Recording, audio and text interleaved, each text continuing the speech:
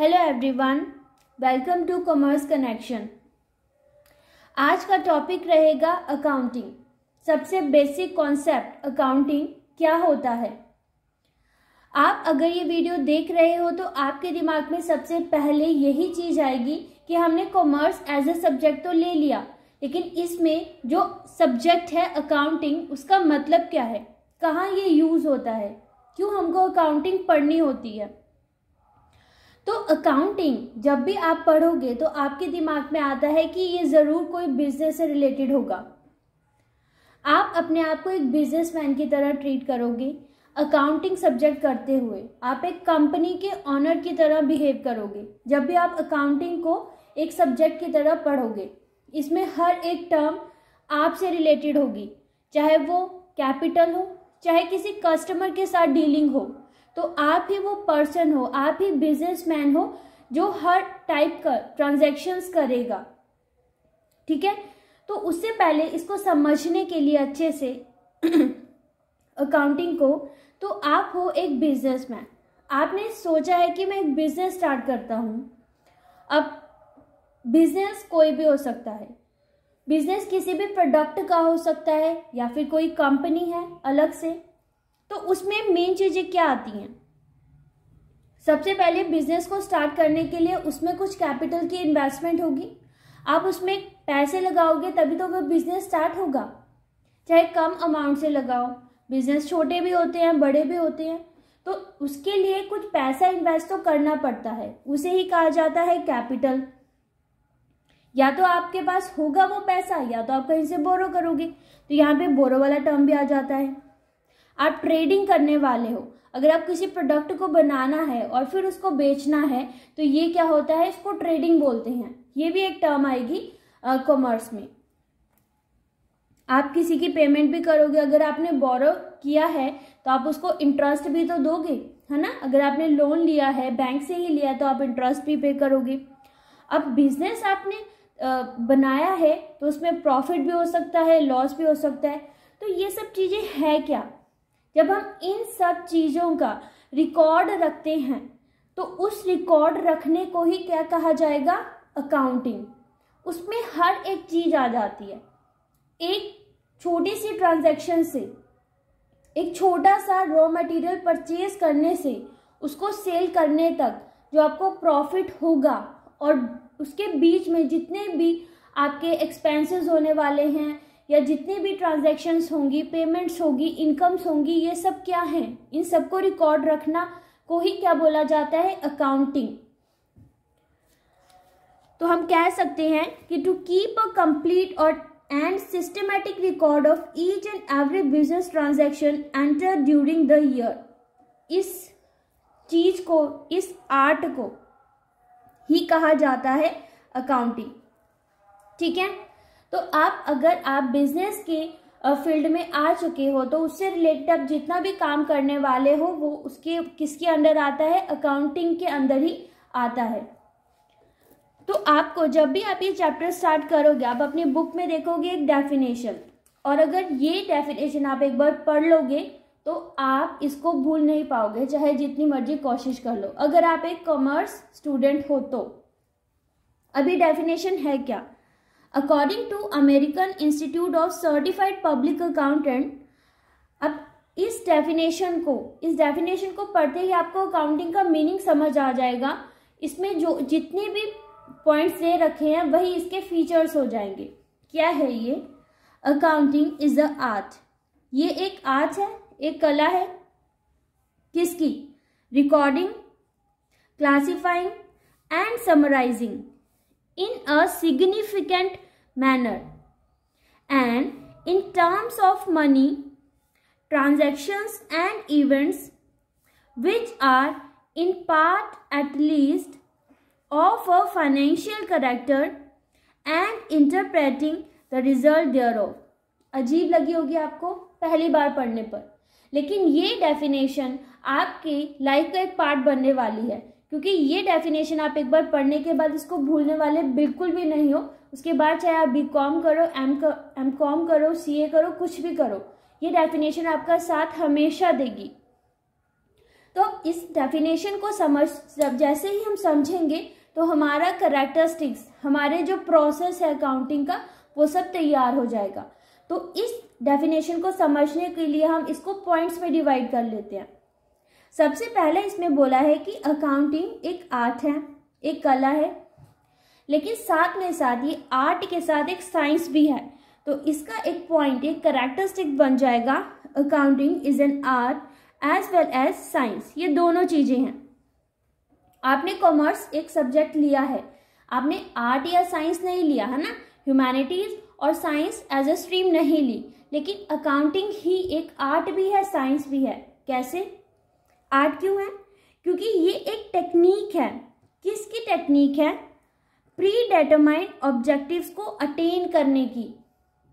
अब मैंने आपको स्टार्ट करा था ये वीडियो एक बिजनेस के पॉइंट ऑफ व्यू से। आप बिजनेस स्टार्ट करने वाले हो।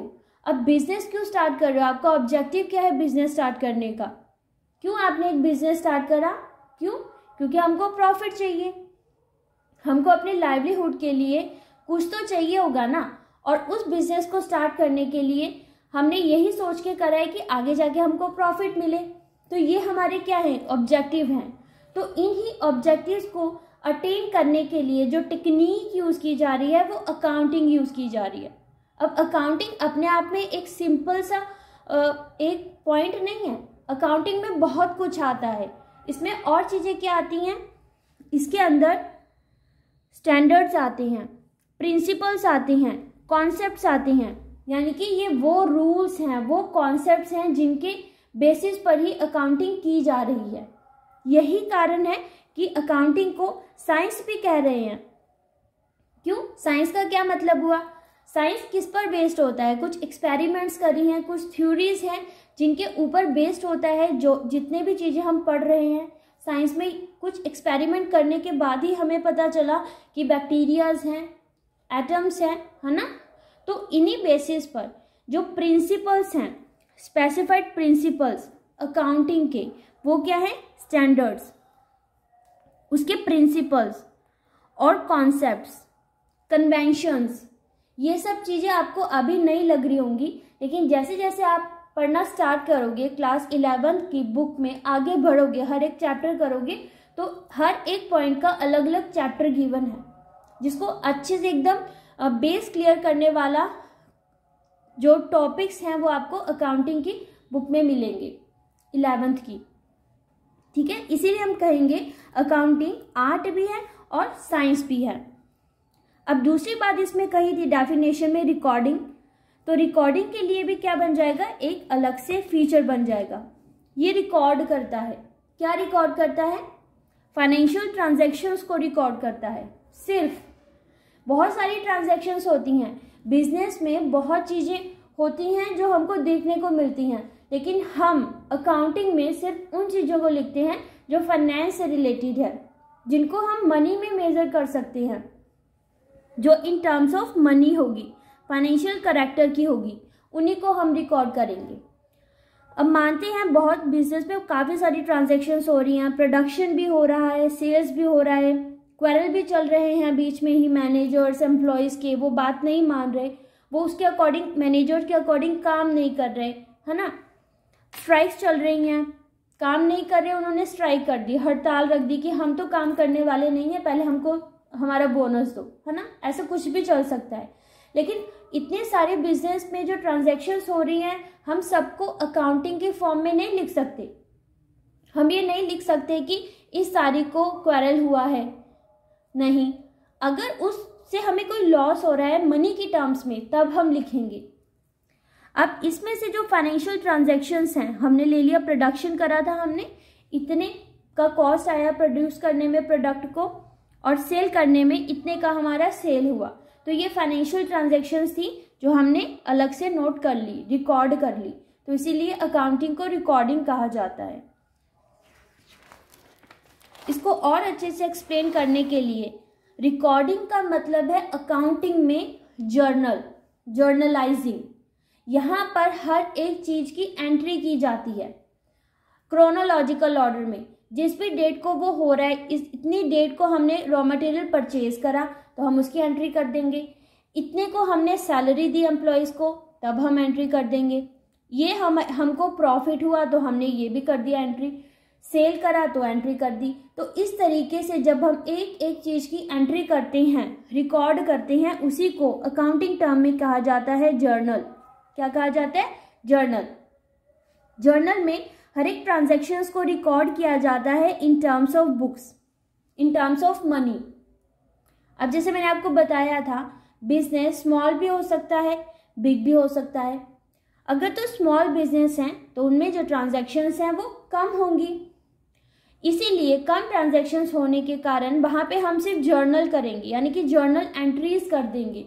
हम हर एक ट्रांजैक्शन की एंट्री लिख देंगे। लेकिन वहीं पर अगर बिजनेस बहुत ही बड़ा है तो क्या होगा, महीने में ही कितनी बार तो हम सेल करेंगे। अगर बिजनेस बड़ा है ना, इतने तारीख को 10,000 की सेल हो गई, इतने तारीख को 1 लाख की सेल हो गई, तो इतनी हम हर ट्रांजैक्शन कर रहे हैं कि हम इतनी तारीख को इतने लाख की सेल हो गई, इतने को इतने लाख की सेल हो गई, तो सेल का कितना सारी बार हम एंट्रीज कर रहे हैं, है ना। तो ऐसे तो बहुत ही लंबी जर्नल एंट्रीज होगी और वो काफ़ी कंफ्यूजन भी क्रिएट करेगी। तो उस जर्नल को हम कम करने के लिए उसकी सब्सिडरी बुक्स बना देते हैं, क्योंकि वो इतनी सारी ट्रांजैक्शंस होती हैं कि हमको उसकी सब्सिडरी बुक्स बनानी पड़ती हैं। किसकी? जो बिग बिजनेस होता है वहाँ पर। अब सब्सिडरी बुक्स बनती हैं टोटल 8 बुक्स बनती हैं। कौन कौन सी? Cash book, purchase book, sales book, purchase return book, sales return book, bills receivable book, bills payable book and journal proper. अब ये क्या है? आपके लिए सब कुछ नया है, पर बिल्कुल भी कंफ्यूजन क्रिएट करने की ज़रूरत नहीं है, क्योंकि हर एक इस बुक का अलग अलग चैप्टर है जिसको आपको बहुत ही अच्छे से एक्सप्लेन किया जाएगा। बस आपको जो याद रखना है वो ये है कि बड़े बिजनेस में जर्नल के साथ साथ सब्सिडरी बुक्स बनाई जाती हैं और वो सब्सिडरी बुक्स 8 होती हैं। ठीक है, ये तो हो गई रिकॉर्डिंग। नेक्स्ट डेफिनेशन में लिखा था रिकॉर्डिंग के बाद क्लासिफाइंग। अब क्लासिफाइंग का क्या मतलब हुआ? क्लासिफाइंग के वर्ड का मीनिंग तो आपको पता है कि जब बहुत ज़्यादा चीज़ें होती हैं तो उनको क्लासिफाई करना, यानी कि हर एक वैरायटीज़ को अलग अलग निकाल लेना। तो वहीं पर यहाँ पर भी वही करेंगे हम। जैसे मैंने आपको बताया था कि जर्नल में जब बहुत सारी एंट्रीज होती हैं तो हम बहुत बार सेल्स भी करते हैं, बहुत बार परचेज भी करते हैं। ऐसा तो नहीं होता कि बस एक ही बार हमने रॉ मटेरियल परचेज कर लिया, फिर उसका प्रोडक्ट बनाया, फिर सारा एक बार सेल्स कर दिया। ये ऐसा तो नहीं होता।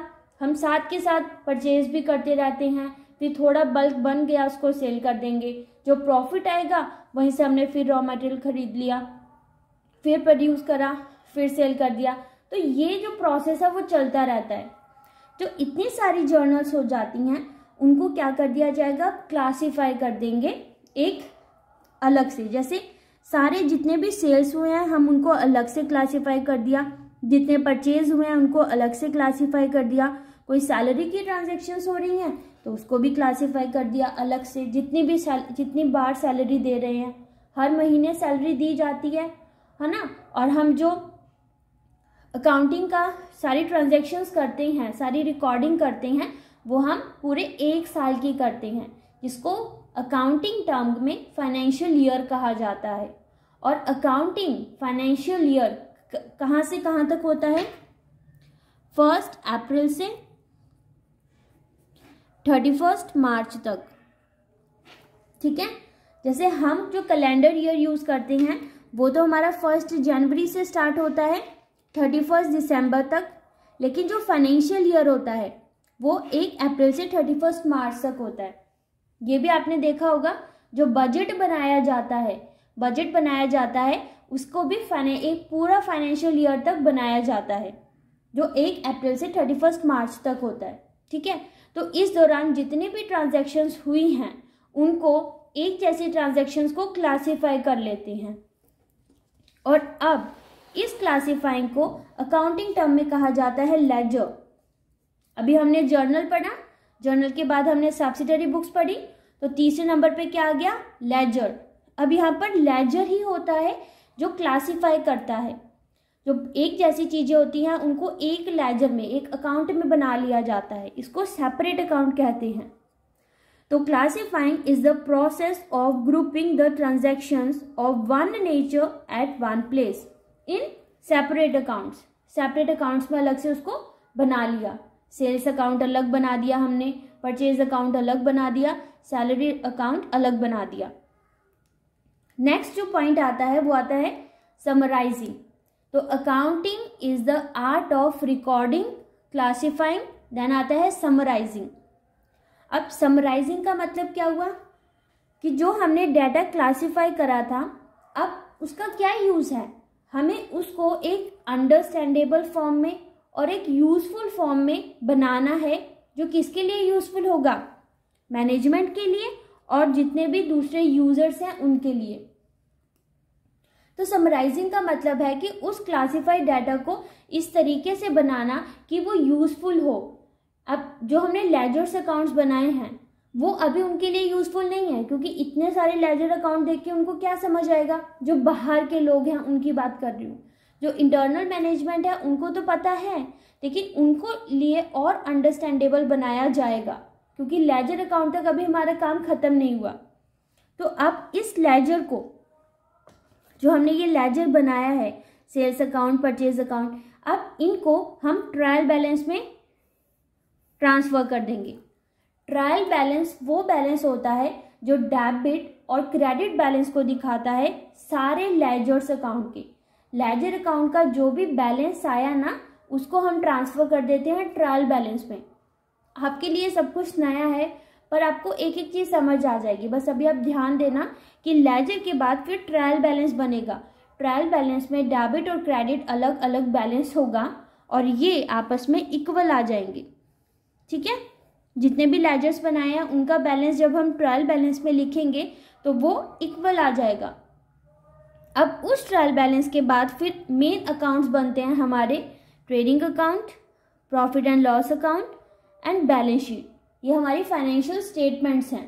ठीक है, ट्रेडिंग अकाउंट हमें बताती है कि कंपनी को कितना ग्रॉस प्रॉफिट हुआ, कितना ग्रॉस लॉस हुआ, ये हम निकालते हैं। प्रॉफिट एंड लॉस अकाउंट से हम नेट प्रॉफिट, नेट लॉस निकालते हैं। और बैलेंस शीट हमें हेल्प करती है फाइनेंशियल पोजीशन बताने के लिए।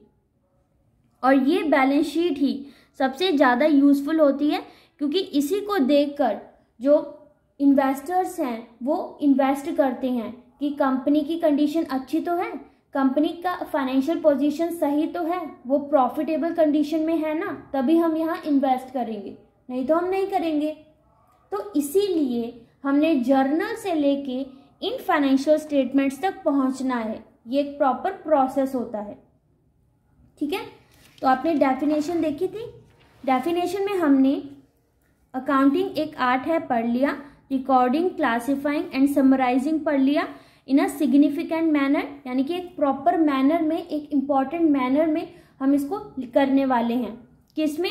In terms of money. ये बात हम कर चुके थे कि इन टर्म्स ऑफ मनी होना चाहिए। फाइनेंशियल ट्रांजैक्शंस को ही हमको लेना है, जो ट्रांजैक्शंस और इवेंट्स हैं which are in part at least of a financial character, क्योंकि जितने भी ट्रांजैक्शन और इवेंट्स हैं हम उसका वही पार्ट लेंगे जो फाइनेंशियल करेक्टर को डिपिक्ट करती है।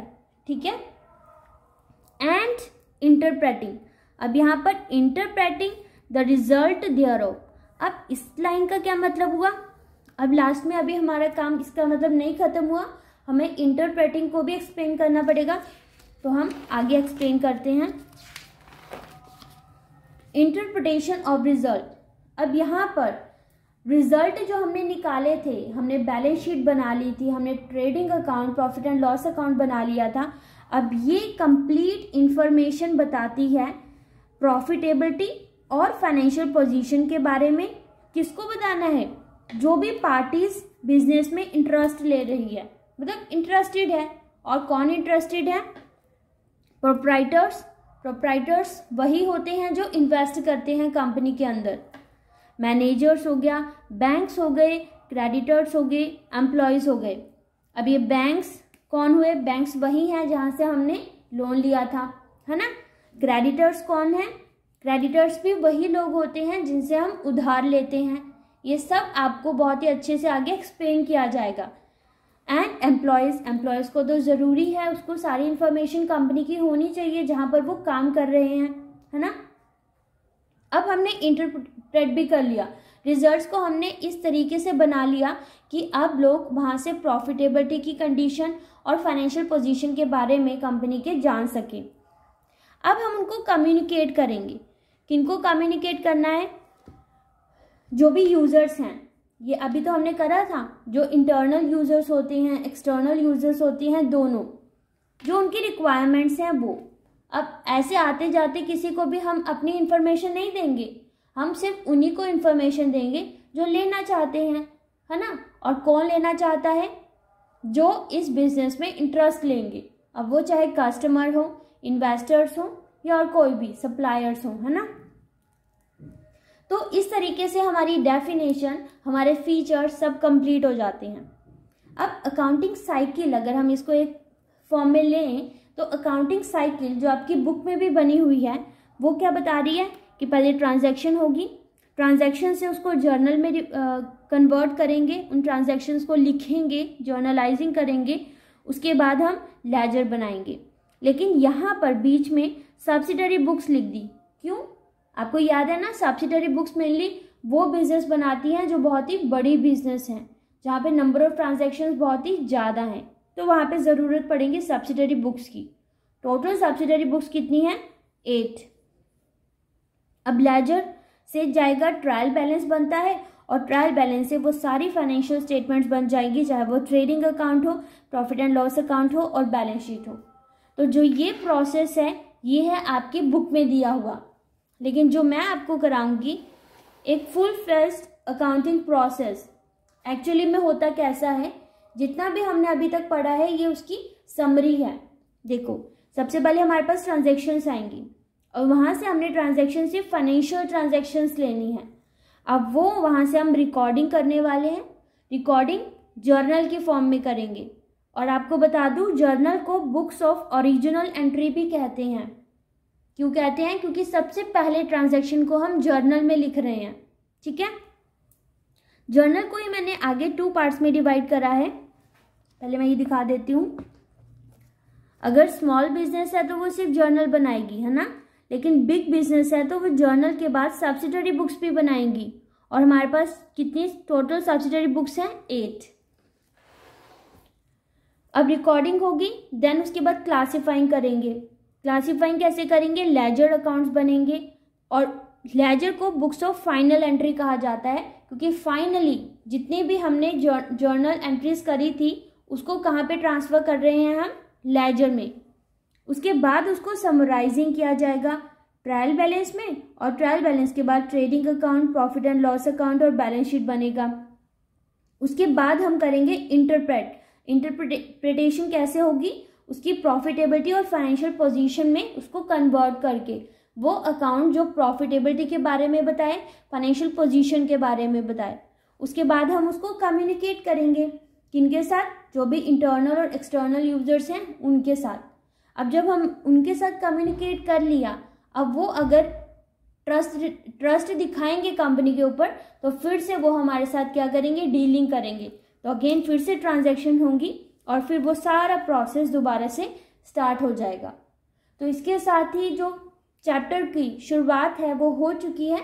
आई होप आपको शुरुआत में ये समझ आ रहा होगा। आगे हम कंटिन्यू करेंगे नेक्स्ट टॉपिक के साथ। Thank you.